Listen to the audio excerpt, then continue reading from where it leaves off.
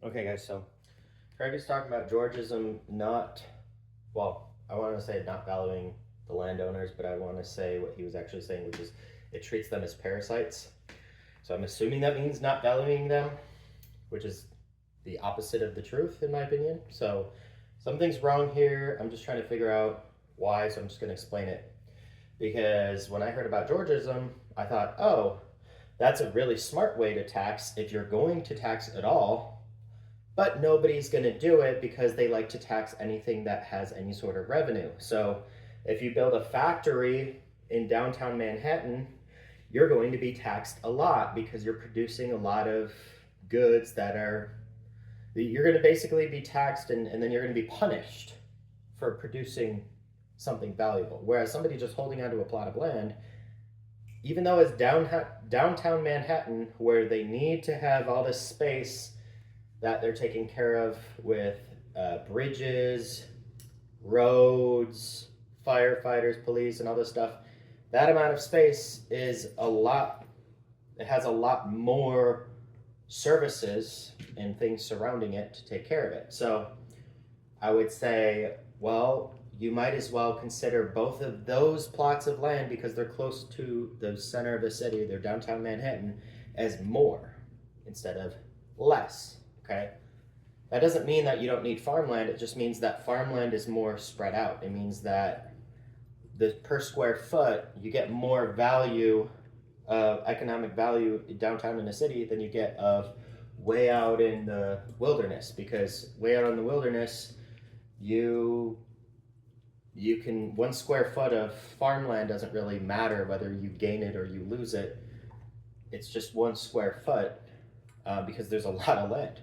So another thing that Craig said that made me wonder, where did he learn about Georgism?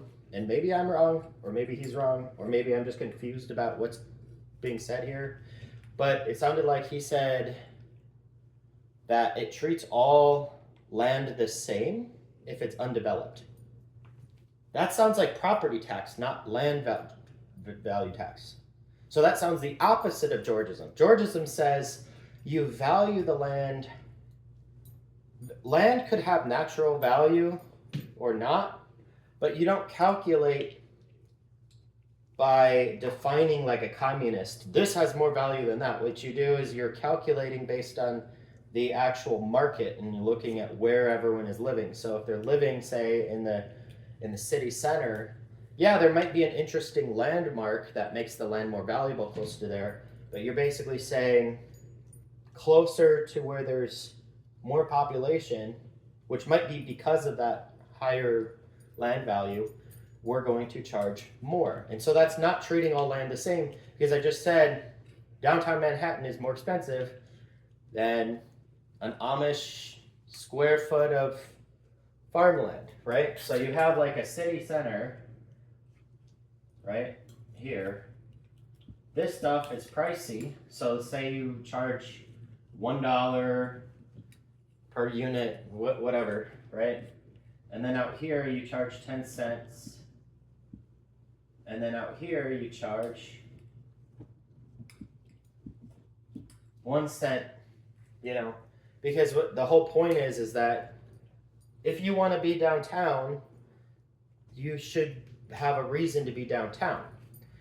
I'm used to seeing property tax. So I'm used to seeing when you go downtown, you're trying to do your business, you're trying to drive a truck, you're trying to just use downtown in general for anything at all, taking a walk, anything. And half the space is being taken up by these